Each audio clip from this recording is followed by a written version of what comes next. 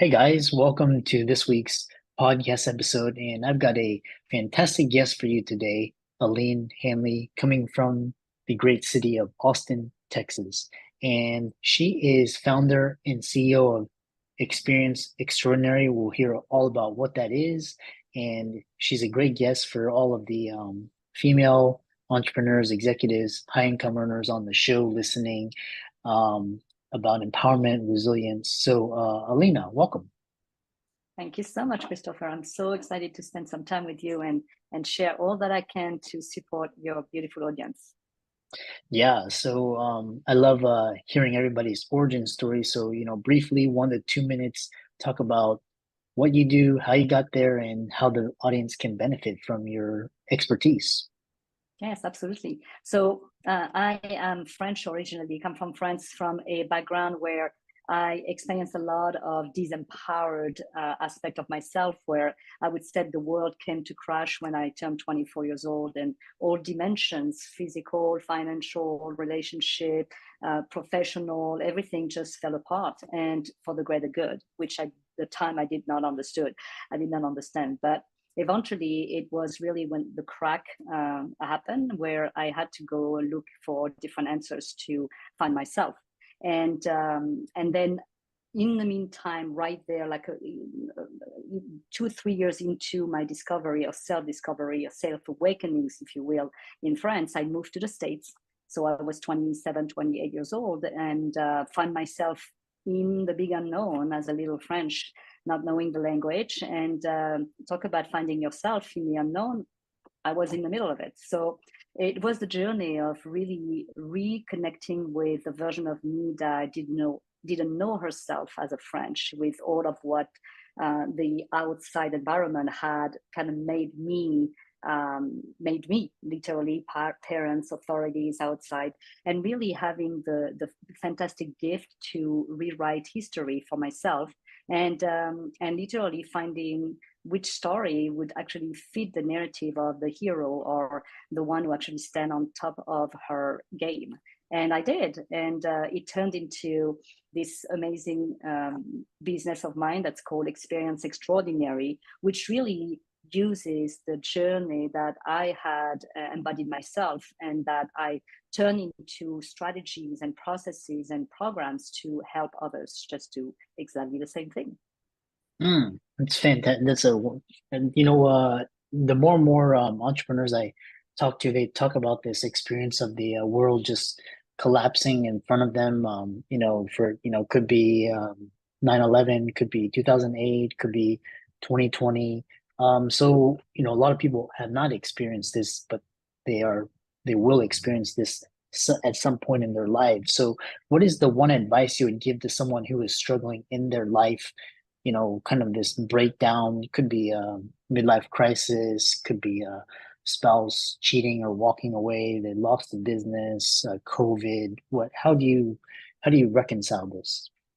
Yes, of course. So the first invitation that I offer is to really look at the instead of looking at it from a perspective of survival, which something seems to be going away from me or falling apart from me, is to actually be willing to take a moment to look at the other side of the coin.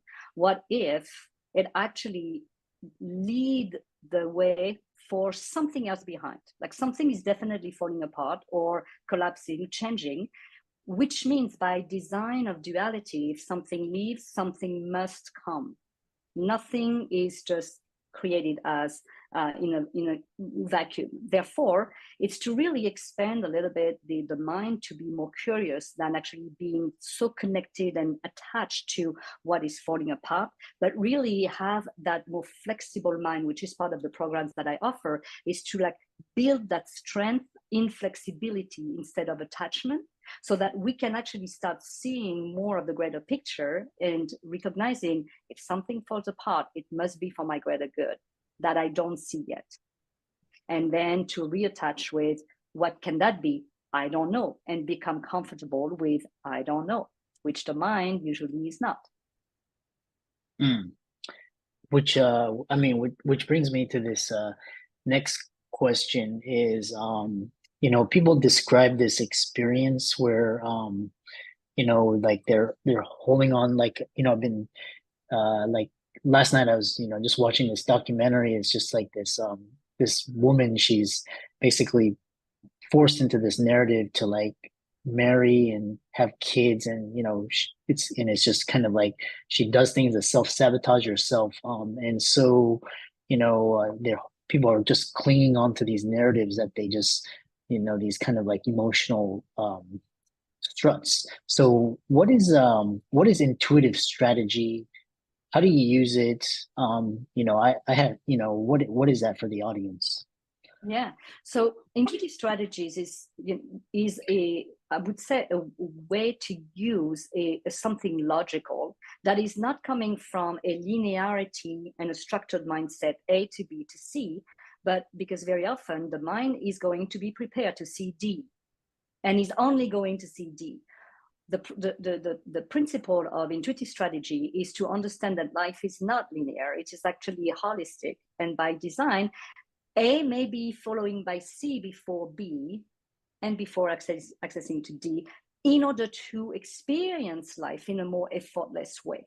And being able Mm, to detach ourselves from a linearity that is actually going to create stress, to trust that if C shows up, although I don't see B, then I must be jumping to C, because there is a strategy that allows us to sense that C is actually before B. And that, once again, it is to relate to ourselves in ways that we have not been taught to do, because we have been taught to think very linearly for survival instead mm, of holistically for thriving. yeah. Yeah. The other question I have for you, which may be of relevance to the audience, is why does everything seem to happen all at once? Like when the shit hits the fan, like, for example, recently a hurricane in Houston, and then, or, just everything like a market crash, or, just kind of everything just hits it all at once. Why is that? And why do you give power to synchronicity? Yeah. So when events happen collectively, to me, the guidance is that we as a group are looking to something that is collapsing, not just for an individual, but for the collective. And that while we cannot necessarily, as one person, change the collective, we are understanding that there's a collective belief that we have bought into that is no longer supporting the thriving and the continuous evolution of our species the way it is, in an effortless and joyful way. Therefore, we must be willing to detach ourselves from what we have plugged into that is giving us, that has given us as of now enough power to stand. Today, it does not. And what does it mean to me within the group? And to me, it's really a big guidance, a big synchronicity to show us something is collapsing around you, just like everything collapsed with me, when I was 24. And it was, once again, didn't feel good. And yet it was so essential for the crack in the wall that showed me what was possible instead of the limiting world in which I used to live in. Mm. Yeah, it kind of reminds me of because now we have this kind of battle between old and young, and just kind of I mean, you can see it in everything. You can see it in, the divisiveness. You can see it in the politics. You can see it in the just like things like education don't work, and our healthcare system doesn't work, and just our financial system doesn't work, and we've got unstable climate. I mean, you just see it all over, and it's just interesting how you describe it as kind of like this collective consciousness, and we have to continue to evolve, but kind of like you want people that don't want just wants the status quo, and which kind of brings me to this idea of you have cosmic compass experience, how it transformed lives. What are key takeaways from this idea? Yes. So the Cosmic Compass is actually a tool that I designed about 18 years ago that is actually a game format. And I can show it to you here. The board is a board game. And the board right now, the board, it's actually the traveling version that you're seeing here. If not, it's in the box. And so the game, because just like everything else, when I was 24 and my world appeared to have collapsed, I would have wanted a map and a compass to guide myself. And no one had created it. So what I realized is that if I had a map to use and a compass to really navigate with it, life would be so much more, feeling so much safer, joyful, guided. And so I designed the game as a tool to, I would call it a translator to your soul. So a translator to your higher self. Why? Because technically and in universal principle, every time we have a question, by the nature of duality, we have the answer attached to it right away, because the question cannot arrive without its answer. But what's happening is, because the answer is always a consciousness level above the question, we don't always see it unless we tune into the part of us that has access to that higher consciousness, which is our soul. Well, in order to tune into the soul, we're going to have to use our intuition. And most of us have detached themselves from the language of this vertical communication, as I call it, which is our intuitive capacity. And so the game is actually translating what your soul is sending you every time you ask a question. Instead of somebody else telling you what to do, you're going to ask yourself the question. There's a series of cards that you are going to use in very specific design, and that reveal 8 clues, 8 information that already exist within your consciousness. But because your conscious mind does not factor them in that way, you cannot perceive the resolution to your question. The game does it. The game offers you the design of these 8 information that, because you're going to place them in that design, it's going to provide you the map and how to use the map to go from your question to your answer with very practical steps. And so this has become kind of like the amazing tool to guide executive in corporations, in entrepreneurs, high level, like we're talking 7, 8 figures entrepreneurs who only know what they know, because we only know what we know. And at time, daring the unknown to go, let's go play a game to find more of our answers, which is daring in itself, right? It's not serious, then do it. If your mind thinks it's not serious, there's got to be something there to discover, because it means that ego is not going to go there. It's open to all possibilities, which is where your next level exists. And so seeing like businesses with their team playing this game, family transforming because communication is facilitated through playing a game, it has been such an amazing journey of reconnection and soulful experiences that I would not have even dreamt of when I designed the game 18 years ago. But it is now literally one of the most used tools that my clients call me, like, I need the game. I need a game. I need you to help me with the game. I need to facilitate the game. And there's a training to learn how to become a facilitator of the game as well. So that other coaches can use it as a tool to guide their clients using intuitive strategies, not just the more linear strategies that they tend to have been taught or used before. Yeah, and then so this is really interesting. And so a follow-up question to that is, as you were talking, thought came to my mind. And so, for example, you have this, I can give you an example. Like, for example, this, one client of mine, he knows he's in the wrong profession, but he's just doing it to please his parents, and they're first generation immigrants, and they want him to be a doctor. That's like the only thing he knows, and he knows he just knows he's living this false lie, right? Or another like a woman marries the wrong man, right? And so you have these higher consciousness decisions, and then so why, like, these decisions are really hard to like let go of everything to start anew, versus the universe sending you, like, basically pushing you out. What's better, like you consciously doing, like making that hard decision, or the universe making that decision for you? I'm just Mhm. that for my that was what came through my mind. Yes. Well, what you need to realize is that, or what we need to realize is that there's not an experience that is good and an experience that is not good. There are options of experiences that we have the power to decide. Like, it's almost like asking me, like, oh, should I go to Spain, France, or Italy for vacation? You can go to any of them. They are just different experiences. What we need to ask ourselves is, at the end of that experience, who is the me I am going to meet every day in front of the mirror?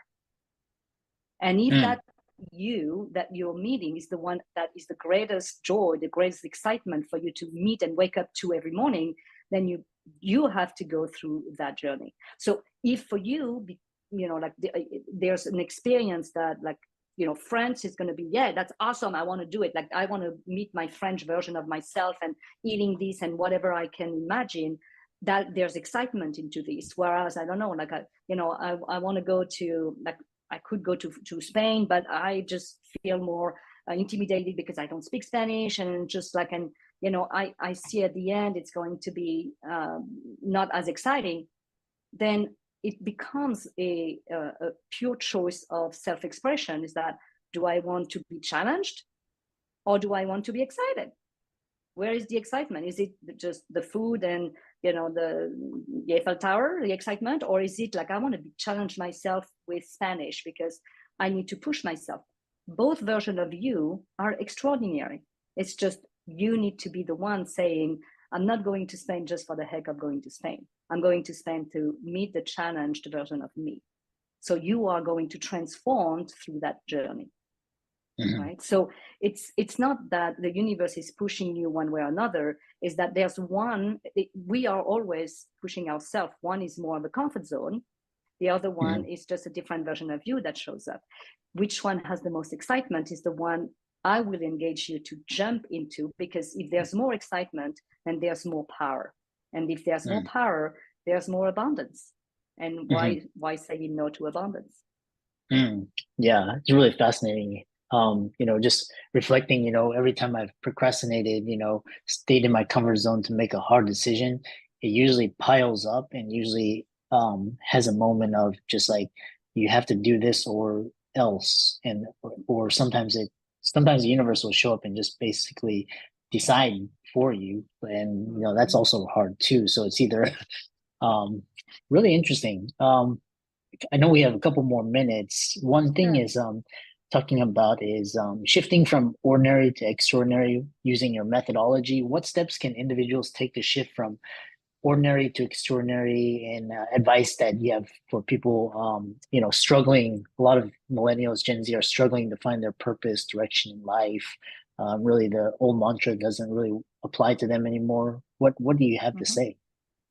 Well, so the way I share it is I allow people to get to start looking at the difference between ordinary and extraordinary. Is that extra? And that very often, as long as we are going to say that the extra is outside of ourselves, we're never going to find it. What we need to realize is we are the extra, because the unique factor in our life is us.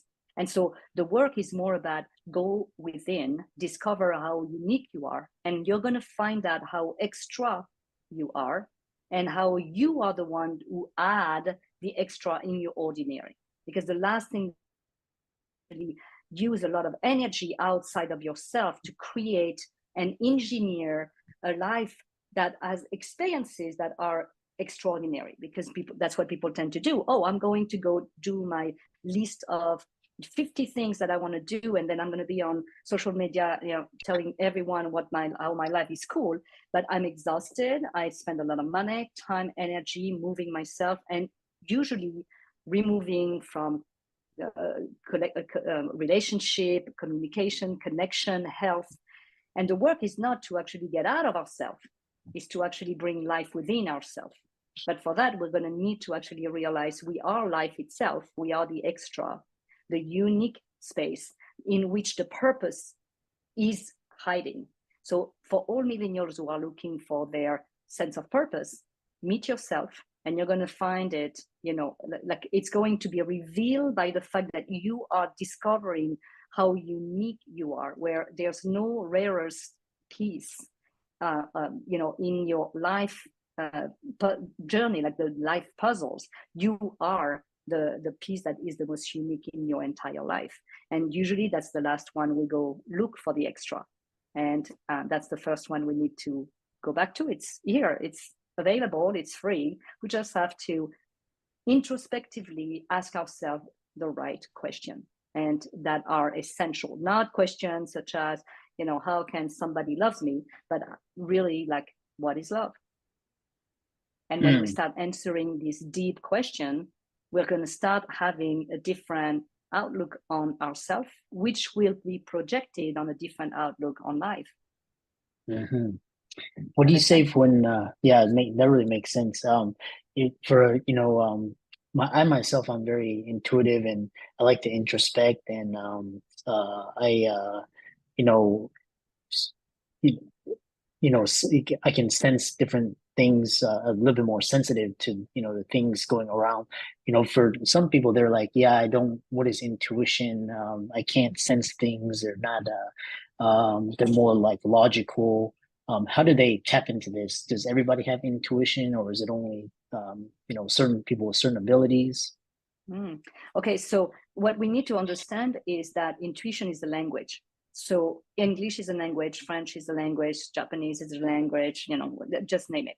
What's happening is these French, English, Spanish language is what I call an horizontal language. We are using this language to communicate with somebody on the same level as us.